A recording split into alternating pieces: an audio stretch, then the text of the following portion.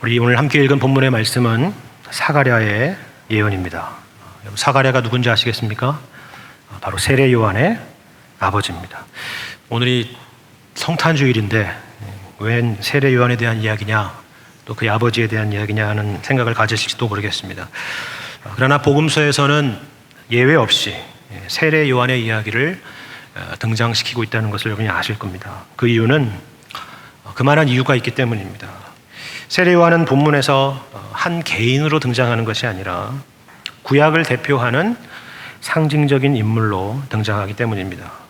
구약 성경에서 가리켰던 그 내용들을 정리하고 또 그 구약에 예언되었던 그 모든 것의 성취가 바로 예수 그리스도의 오심이라 하는 것을 말하고 싶었던 것이죠.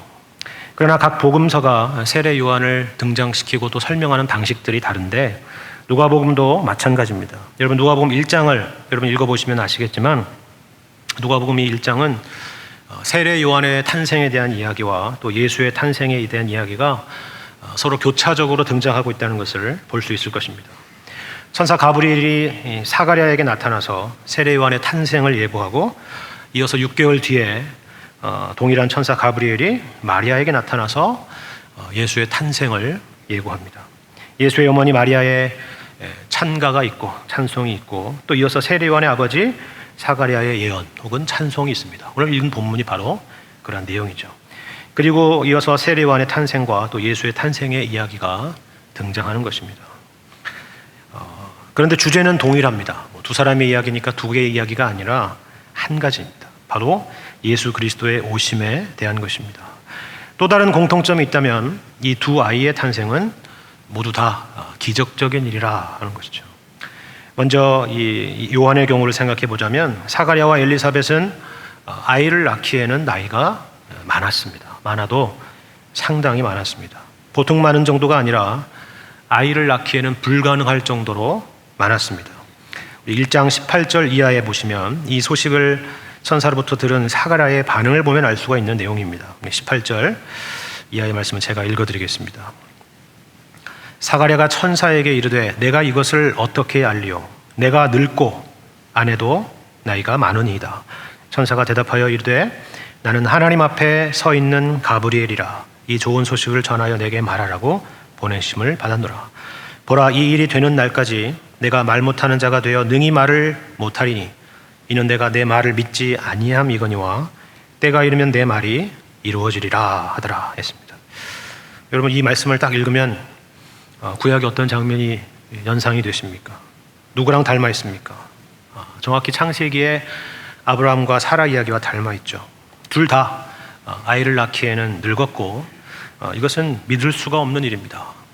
그래서 사라는 웃었고 그리고 여기 등장하는 사가랴는 벙어리가 되었습니다. 어떻게 하나님이 말씀하신 것을 내가 믿지 못하느냐 하는 그런 것에 대한 무슨 벌이 아니라 도리어 이 일을 통해서 하나님이 우리가 믿을 수밖에 없는 분이시라는 사실을 알게 하시려는 그런 의도인 것입니다. 이 모든 일들은 불가능을 가능케 하시는 하나님, 무에서 유를 만드시는 하나님에 대한 이야기입니다. 그러나 이것은 다만 아이를 갖지 못하는 자식이 없는 어떤 한 가정에 하나님께서 은혜를 베푸셔서 자녀를 허락하신 어떤 개인적인 기적 체험 같은 그런 일들을 지금 말하려고 하는 것이 아닙니다.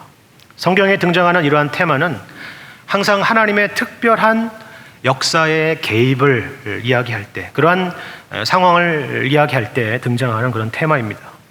물론 모든 역사는 하나님의 역사죠. 모든 것은 다 하나님의 섭리고 모든 역사는 하나님의 개입입니다. 평상시에는 그냥 인간이 살고 싶은 대로 살게 내버려 두었다가 특별한 경우에만 하나님이 이렇게 개입하신다라는 그런 의미에서 말씀드리는 것이 아니라 구속사적인 맥락에서 어떤 특별한 국면에 하나님께서는 당신이 어떠한 분이신가를 우리에게 분명히 알리고자 하실 때에 이와 같은 일을 사용하신다 하는 것입니다.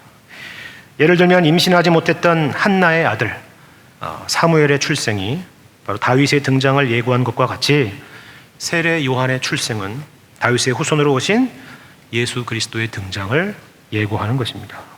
모두 무에서 유를 만드시는 하나님, 불가능을 가능케 하시는 하나님, 구원의 하나님을 기대하게 하는 그런 상황에서 등장하는 사건들이라 하는 것이죠. 이것은 바로 이제 하나님께서 이스라엘 백성들을 구원하실 것인데, 그 구원이라는 것이 그들의 노력이나 그들에게서 비롯된 것이 아니라 오직 죽은 자를 살리시며 없는 것을 있는 것 같이 부르시는 그 하나님의 주권적인 능력과 은혜로 인한 것이라는 것을 예고하는 것입니다. 이것을 누가복음에서는 하나님의 긍휼이라 소개하고 있습니다. 하나님의 긍휼. 이것은 누가복음 1장에서 사실 제일 많이 등장하는 단어 중에 하나입니다. 오늘 본문에서도 72절과 78절에 보면 바로 이 긍휼이라는 단어 혹은 은혜라고 되어 있는 이 단어로 번역된 이 단어가 등장하는 것을 볼 것입니다. 긍휼이라는 게 무엇이냐 하면, 쉽게 말해서 우리에게는 하나님의 구원을, 이런 하나님의 은혜를 받을 만한 아무런 자격이 없는데, 그 근거를 찾자면 우리에게서가 아니라 오직 하나님께서 우리를 긍휼히 여기셨기 때문이라 하는 겁니다. 특별히 가브리엘은 그 이름을 요한이라 지으라고 또 말하는 것을 볼 수가 있습니다. 요한이라는 이름의 뜻은, 요 하면은 야훼에서 나오는 그 요입니다. 한은 여러분 히브리에서 헨이라는 단어인데, 헨은 은혜라는 뜻을 갖고 있습니다. 다시 말해서 여호와는 은혜로우시다, 하나님은 은혜로우시다라는 그 이름의 뜻을 주신 것입니다. 그 이름을 주신 것입니다. 같은 맥락이죠. 그 하나님의 은혜를 드러낼 자로 지금 요한이 등장하는 것입니다. 두 번째로 예수의 탄생 또한 기적 같은 일이죠. 그런데 이것은 기적이라고 표현하기보다는 신비라고 하는 것이 더 적절할 것입니다. 사가랴와 엘리사벳의 경우도 놀라운 일이지만, 마리아는 늙은 정도가 아니라, 늙은 문제가 아니라 심지어 처녀입니다. 처녀가 잉태하는 일, 그것도 성령으로 잉태되는 일은 역사적으로 전무후무한 일입니다. 그러나 그런 부분 말고도, 그것도 놀라운 일이지만 그 잉태될 자가 지극히 높으신 하나님의 아들이라는 사실이 더욱더 놀라운 일입니다. 가브리엘은 그래서 마지막으로 말하며 떠나기를, 대저 하나님의 모든 말씀은 능하지 못하심이 없느니라 라고 말을 남기고 떠납니다. 이 모든 일들은 바로 하나님께서 주권적으로 은혜로 역사하시는 일이라 하는 것입니다. 이에 대한 우리 인간의 반응은 찬송뿐입니다. 그래서 이어지는 누가복음 1장의 내용들은 마리아의 찬가와 사가랴의 예언으로 이어지고 있는 것입니다. 마리아의 찬가는 보통 마그니피캇이라고 부릅니다. 찬양한다, 이런 뜻을 담고 있는 것이죠. 사가랴의 예언은 베네딕투스라고 불립니다. 복이 있다 혹은 찬송하리로다라는 그런 뜻을 갖고 있는 것입니다. 이건 다 라틴어입니다. 제가 이렇게 라틴어로 이름을 붙이니까 특별히 더 대단한 것 같이 보이지만, 사실 그것 자체로 대단할 것은 없습니다. 각각 이 노래, 이 시편이 시작되는 라틴어의 첫 성경의 단어를 따서 그 이름을 붙이는 것이 그와 같다 하는 것입니다. 그런데 그런 거 말고 이러한 내용의 이 누가복음 안에서의 배치는 상당히 우리가 주목하고 생각해 보아야 될 부분이 있는 내용입니다. 마리아의 찬송은요, 시편을 모범 삼은 것이고, 본문의 사가랴의 예언은 예언서, 선지서를 모범 삼은 것입니다. 조금 과장되게 말씀드리자면, 마리아의 찬송은 구약에 있는 시편의 요약이라고 할 수 있고, 사가랴의 예언은 구약 선지서의 요약이라고 할 수 있다 하는 것입니다. 무슨 말이냐? 구약에 등장하고 있는 시편과 선지서는 이제 곧 등장하게 될 예수 그리스도의 오심을 말하고 있다 하는 것입니다. 좀 더 쉽게 설명을 드리자면, 혹시 여러분이 누가복음 마지막 장을 여러분이 기억하신다면 여기에 대한 이해에 도움이 될 것입니다. 누가복음 마지막 장 24장에는 모든 복음서가 그러하듯이 예수님의 부활에 대한 이야기로 마무리되고 있습니다. 그런데 제자들은 한결같이 이것을 이해하지 못하는 무지한 사람들로 묘사되고 있습니다. 누가복음 24장에서도 마찬가지입니다. 그래서 부활하신 예수님께서는 제자들에게 나타나셨을 뿐만이 아니라 함께 식사하면서 이런 말씀을 하십니다. 누가복음 24장 44절 45절 말씀을 제가 읽어드리겠습니다. 또 이르시되 내가 너희와 함께 있을 때에 너희에게 말한 바 곧 모세의 율법과 선지자의 글과 시편에 나를 가리켜 기록된 모든 것이 이루어져야 하리라 한 말이 이것이라 하시고, 이에 그들의 마음을 열어 성경을 깨닫게 하셨다 말씀합니다. 모세의 율법과 선지자의 글과 시편이라는 것은 곧 구약 성경을 말하는 것입니다. 그런데 바로 이 율법과 선지서와 시편이 나를 가리켜 기록된 것이라 말씀하시는 것이죠.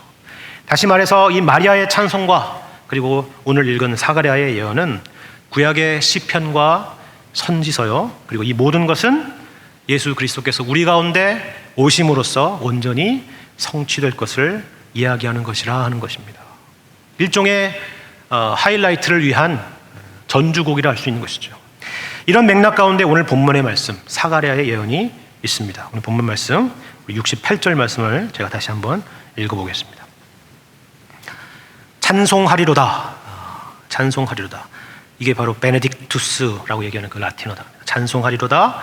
주 이스라엘의 하나님이여 그 백성을 돌보사 속량하시며 우리를 위하여 구원의 뿔을 그 종 다윗의 집에 일으키셨으니 이것은 주께서 예로부터 거룩한 선지자의 입으로 말씀하신 바와 같이 우리 원수에게서와 우리를 미워하는 모든 자의 손에서 구원하시는 일이라 말씀합니다. 우리가 찬송할 이유가 있다. 그것은 무엇이냐? 그것은 주 이스라엘의 하나님께서 그 백성을 돌보시고 속량하신 것이다 하는 것입니다. 언제 그렇게 하셨다는 것입니까? 과거의 어느 역사 한 사건에서 한두 번 그런 일들을 보이셨다는 것이 아니라 구약의 역사 전체가 그것을 말해주는 것이라 하는 것이죠. 예를 들면 출애굽은 대단한 구원의 경험이죠. 모든 우리의 구원의 내용들을 설명할 때 이 출애굽의 역사는 하나의 예로 등장시키는 그런 내용입니다. 여호수아와 함께했던 정복전쟁도 마찬가지죠. 여러분 대표적으로 여리고 전투를 생각해 보시기 바랍니다. 다윗이 블레셋을 포함해서 이스라엘 백성들을 괴롭히던 주변 나라들을 무릎 꿇게 한 것도 마찬가지입니다. 70년 동안의 바벨론의 포로 생활 속에서 하나님이 그들을 권념하사 그들을 구원하신 것도 빼놓을 수 없을 것입니다. 그러나 그런 사건 말고도 우리가 사사기 말씀을 보시면 이스라엘 백성들의 끊임없는 반복되는 실패와 죄악에도 불구하고 하나님이 그들을 불쌍히 여기셔서 사사들을 세우시고 항상 매번 위기에서 저들을 구원하신 그런 구원의 역사도 가지고 있습니다. 그리고 이런 거시적인 차원의 구원만이 아니라 미시적인 차원에서도 마찬가지입니다. 라합과 같은, 룻과 같은, 그리고 한나와 같은 미천하고 연약하며 구원과는 거리가 멀어 보이는 그런 자들에게도 하나님은 구원의 은혜를 잊지 않으신 것입니다. 그리고 특별히 69절의 말씀처럼 구원의 뿔을 그 종 다윗의 집에 일으키셨습니다. 뿔이라고 하는 것은 우리가 소의 뿔을 생각해 보면 아시듯이 능력과 힘을 상징하는 단어입니다. 하나님께서 그들을 위해서 바로 다윗 왕조를 세우시고 그것을 영원히 견고케 하셨다 하는 것입니다. 그런데 우리가 이 말씀에서 주목해야 될 부분은 사실 이것입니다. 다만 하나님께서 그들을 속량하셨다, 구원하셨다라는 그런 말을 하려고 하는 것이 아닙니다. 여기 68절에 속량하시며 라는 그 단어 앞에 등장하는 단어가 하나 있다는 것을 여러분 주목해 보시길 바랍니다. 뭐죠? 네, 성경을 보시고 속량하시며 앞에 있는 단어 하나가 있습니다. 그게 뭡니까? 돌보셨다 하는 겁니다. 돌보셨다. 그리고 이 단어는 이 사가랴 예언이 끝나는 마지막 78절에도 다시 한번 등장합니다. 우리에게 임하여라는 그 단어입니다. 우리말로는 이 돌보셨다라고 되어 있는데 사실은 임하여라는 그 단어에서 이 원래 의미가 담겨 있는 것입니다. 영어 성경을 가지고 계신 분은 여기 돌보셨다는 단어가 visit이라는 단어나 come이라는 단어로 번역된 것을 보실 수 있을 겁니다. 방문하셨다, 찾아오셨다라는 그런 의미입니다. 다시 말해서 하나님께서 우리를 속량하시고 구원하시되 다만 구원하신 것이 아니라 방문하시고 찾아오신 그런 구원의 역사라 하는 것입니다. 어떻게 그러셨느냐? 구약에서 이 단어가 사용된 예들이 있습니다. 아마 그 부분을 살펴보시면 여러분이 조금 더 이해가 되실리라 생각이 됩니다. 대표적으로 출애굽기 말씀을 보시면 출애굽기 3장 16절에 바로 이 단어가 이렇게 쓰입니다. 바로 하나님께서 모세에게 하시는 말씀이죠. 너는 가서 이스라엘의 장로들을 모으고 그들에게 이르기를 여호와 너의 조상의 하나님 곧 아브라함과 이삭과 야곱의 하나님이 내게 나타나 이르시되 내가 너희를 돌보아. 이게 무슨 뜻이라고요? 찾아오셔서 너희가 애굽에서 당한 일을 확실히 보았노라 하는 겁니다. 하나님께서 이스라엘의 형편을 직접 찾아오셔서 확인하셨다는 것입니다. 다만 의식적으로, 다만 생각으로 알고 계신 것이 아니라 실제로 찾아오셔서 그 고통을 찾아가 보셨다는 거죠. 룻기 1장 6절에도 이 단어가 사용되고 있습니다. 여러분 보시면 1장 6절을 보시면 그 여인이 모압 지방에서 여호와께서 자기 백성을 돌보시사, 이 단어가 바로 그 단어입니다. 찾아가서 그들에게 양식을 주셨다 함을 듣고 이에 두 며느리와 함께 일어나 모압 지방에서 돌아오려 했다 하는 겁니다. 아시다시피 나오미는 베들레헴에 흉년이 들어서 모압 땅으로 피신했었습니다. 그런데 여호와께서 자기 백성을 돌보셔서 자기 백성에게 찾아가셔서 그들에게 양식을 주셨다 하는 것입니다. 양식을 주셨다는 것은, 먹을 것을 주셨다는 것은 그만큼의 구체성을 포함하고 있는 의미입니다. 여러분, 이것은 어떤 의미가 있는지, 어떤 강조인지 여러분 감이 잡히십니까? 저에게 몸이 아파서 병원에 입원한 친구가 있다고 여러분 생각해 봅시다. 근데 제가 그냥 그 친구 참 안 됐다, 안타깝다, 빨리 회복하면 좋겠는데 그냥 이러고 있는 것과 친구가 입원한 병원을 찾아가서 방문하는 것은 정말 다른 이야기인 거죠. 그렇지 않습니까? 여기서 방문이라는 것은 직접 찾아가서 돌보는 구체성과 현실성을 담고 있는 그런 표현인 것입니다. 왜 우리 번역에는 이 단어를 다만 방문하다라는 그런 표현을 하지 않고 돌보다라는 표현을 썼는지 우리가 짐작할 수 있는 대목인 것입니다. 지금 사가랴가 구약의 역사들을 살피면서 확인하는 것은 하나님께서 그 백성을 친히 찾아오셔서 속량하신 그 역사라 하는 것입니다. 하나님께서는 다만 의식으로만, 말로만, 생각으로만, 감정으로만 그렇게 하신 것이 아니라 실제로 현실 속으로 구체성을 가지고 찾아오셔서 그렇게 하셨다 하는 것입니다. 그것이 바로 우리가 구약에서 확인할 수 있는 하나님의 구원의 역사라 하는 것이죠. 우리 70절 말씀을 이어서 한번 보겠습니다. 이것은 주께서 예로부터 거룩한 선지자의 입으로 말씀하신 바와 같이 우리 원수에게서와 우리를 미워하는 모든 자의 손에서 구원하시는 일이라. 하나님은 역사 속에서 말씀만 하신 것이 아니라 그 말씀대로 우리를 원수의 손에서 구원하셨다 하는 것입니다. 그것도 역사 속에서 한두 번 그렇게 하신 것이 아니라 말하고 있죠. 이어서 72절을 보시면 우리 조상을 긍휼히 여기시며 그 거룩한 언약을 기억하셨으니 곧 우리 조상 아브라함에게 하신 맹세라. 우리가 원수의 손에서 건지심을 받고 종신토록 주의 앞에서 성결과 의로 두려움 없이 섬기게 하리라 하셨도다. 어제 하신 약속이 아니라 우리는 어제 한 약속도 오늘 깨죠. 우리는 그런 존재들입니다. 하지만 하나님께서는 어제 하신 약속이 아니라 1년 전에 하신 약속이 아니라 10년 전, 100년 전에 하신 약속도 아니고 예수님 탄생 2000년 전에, 오늘날 우리로 하자면 4000년 전에 우리 조상 아브라함에게 하신 그 언약을 기억하시고 그 언약에 오늘날까지 신실하셨다는 것입니다. 어떤 약속입니까? 일단 우리가 생각나는 첫 번째 약속은 하나님께서 아브라함을 불러내셔서 주신 말씀이 기억나죠. 창세기 12장의 말씀을 보시면 내가 너로 큰 민족을 이루고 내게 복을 주어 내 이름을 창대케 하리니 너는 복이 될지라. 땅의 모든 족속이 너로 말미암아 복을 얻으리라 하신 약속입니다. 이것은 1차적으로 이스라엘 역사 가운데 성취된 말씀입니다.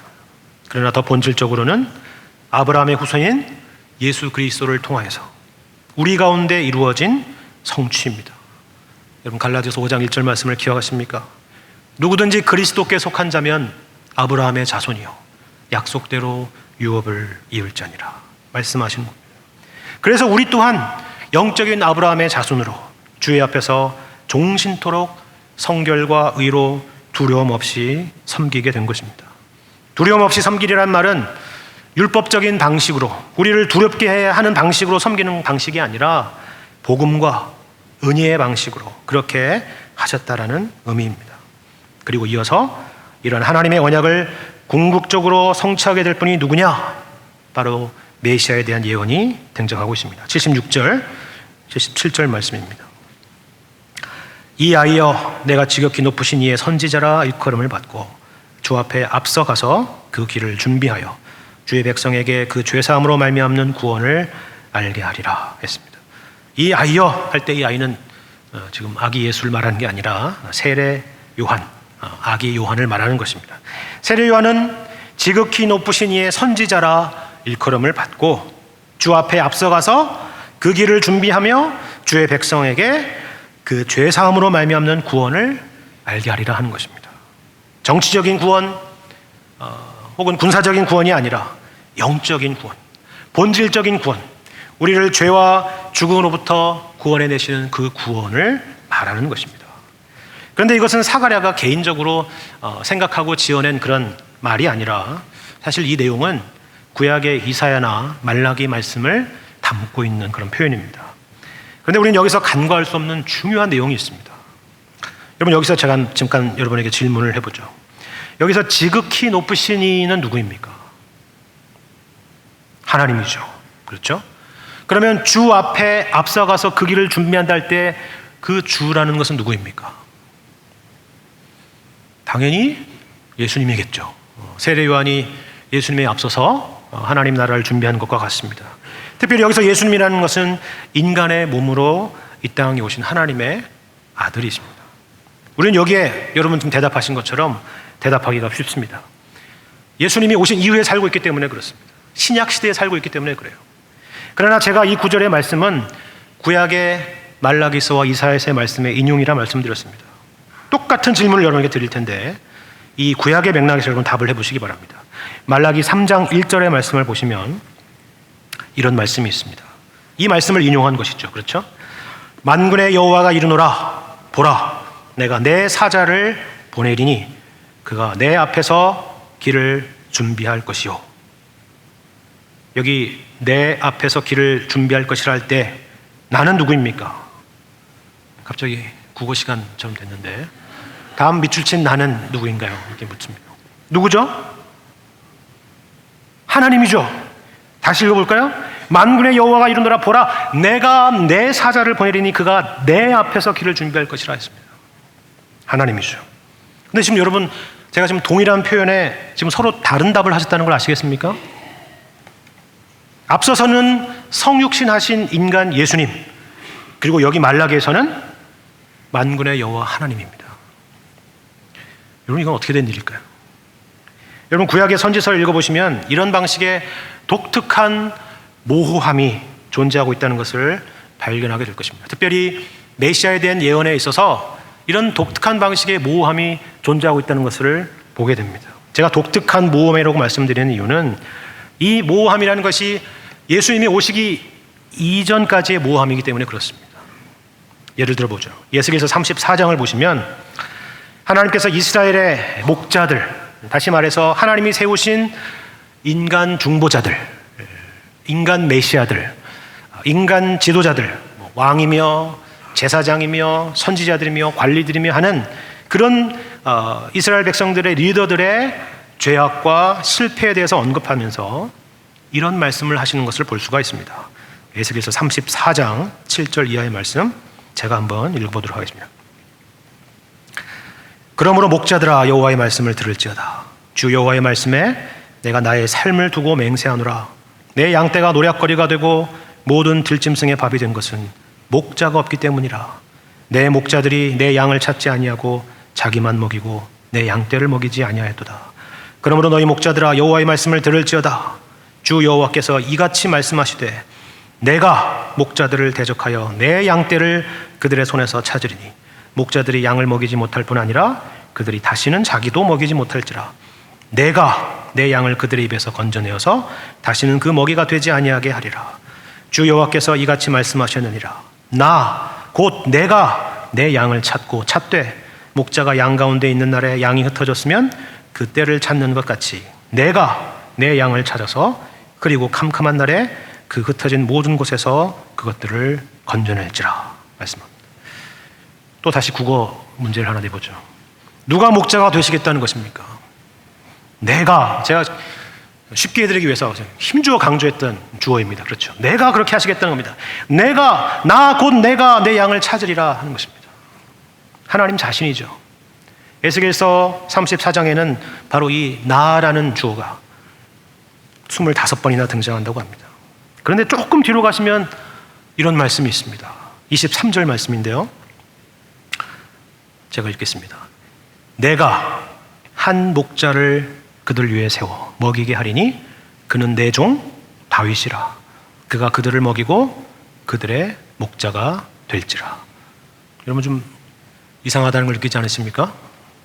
분명히 앞서서는 내가 내 양을 찾으리라 하셨는데 여기서는 내가 한 목자를 세우리라 라고 하셨고 그는 내 종 다윗이라 했습니다. 내 종 다윗이라는 것은 다윗의 후손으로 오는 인간입니다. 여러분 이해하시겠습니까? 물론 여기서 갑자기 다른 이야기를 하고 있는 것이 아닙니다. 하나님이신 목자와 인간 다윗의 후손은 동일 인물을 가리키는 것입니다. 이 말씀은 어떤가요? 잘 이해가 안 되실 수 있으니까 이사야서 9장 말씀을 한번 보죠.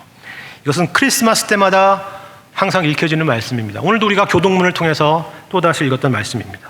하나님께서 이스라엘의 구원과 회복을 위해서 하실 일에 대해서 말씀하시는 내용입니다. 이사야서 9장 6절과 7절 말씀입니다. 이는 한 아기가 우리에게 낳고 한 아들을 우리에게 주신 바 되었는데 그의 어깨에는 정사를 메었고 그의 이름은 기묘자라 모사라 전능하신 하나님이라 영존하시는 아버지라 평강의 왕이라 할 것임이니라. 그 정사와 평강의 더함이 무궁하며 또 다윗의 왕자와 그의 나라에 군림하여 그 나라를 굳게 세우고 지금 이후로 영원히 정의와 공의로 그것을 보존하실 것이라. 만군의 여호와의 열심히 이를 이루시리라. 또 질문을 해보죠. 여기서 한 악이란 누구입니까? 우리는 신약시대에 사니까 바로 신약으로 넘어가잖아요. 예수 그리스도 이렇게 답을 하죠. 근데 이사야서의 맥락에서 이 한 악이라는 것은 과연 누구겠습니까? 바로 그 이름 그대로 다윗의 후손으로 오게 될 왕입니다. 그렇지 않습니까? 인간이죠. 그게 악이라는 것의 의미죠. 하나님께 해당되는, 하나님께 어울리는 표현은 아니지 않습니까? 악이라는 표현이. 그러나 그를 묘사하는, 이 한 아기를 묘사하는, 한 아들을 묘사하는 표현들을 보시기 바랍니다. 모두 하나님에게 어울리는 그런 표현들이죠. 그렇지 않습니까? 기묘자라, 모사라, 전능하신 하나님이라, 영존하시는 아버지라. 그 정서와 평강의 더함이 무궁하며 영원히 정의로와 공의로 그것을 보존하실 것이라. 이런 무궁, 영원, 이런 단어를 어떻게 인간에게 쓸 수가 있겠습니까? 이 두 가지가 공존하고 있죠. 다시 말해서 지금 본문에서 사가랴가 바라보는 것은 다만 하나님이거나 다만 다윗의 후손으로 올 한 인간 다윗의 후손을 말하는 것이 아닌 것입니다. 이 두 가지 모습 모두가 한 인격 안에 존재하는 분에 대한 것입니다. 다윗의 후손으로 오셔서 구원의 뿔이 되실 분, 지극히 높으신 하나님, 주의 백성에게 죄사함으로 말미암는 구원을 베푸실 분, 어둠과 죽음의 그늘에 앉은 자들에게 빛을 비추시는 떠오르는 태양, 우리의 목자, 기묘자요 모사요 전능하신 하나님이요 영존하시는 아버지요 평강의 왕, 바로 이 땅에 인간의 몸으로 아기로 태어나신 예수 그리스도에 대한 설명인 것입니다. 성탄절은 이러한 예수님이 인간의 몸으로 우리 가운데 친히 방문하신, 찾아오신 것을 기억하는 날입니다. 그저 저기 멀리서 우리를 사랑하신다, 내가 너를 구원하겠노라 라고 말씀하지 않으시고 친히 그 백성에게 찾아오셔서 그들을 구원하신 것을 기억하는 날입니다. 아기 예수님이라는 이 단어야말로, 아기 예수님이라는 것이야말로 바로 그러한 역사성과 그런 구체성을 보여주는 것이죠.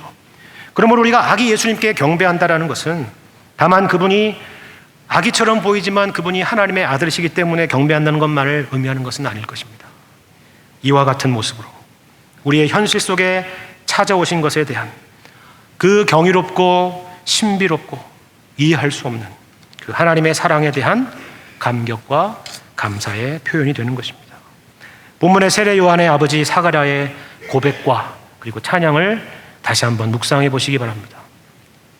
자기 아들 세례 요한의 탄생인데 아들에 대한 내용은 단 2절, 그것도 예수님을 위해서 이 아이가 존재한다 라고 하는 그런 고백뿐이죠. 그리고 모든 내용은 예수님의 오심에 대한 찬양과 감격입니다. 구약시대의 이스라엘 백성들이 큰 고통과 어려움 가운데 있을 때 그들을 찾아오시고 방문하셔서 그들의 고통을 친히 헤아리시고 함께 하시고 구원해 주신 그 하나님께서 이제 역사 안으로 친히 찾아오셔서 그 긍휼하심과 연민과 구원하심을 친히 나타내 보이시리라 하는 것입니다.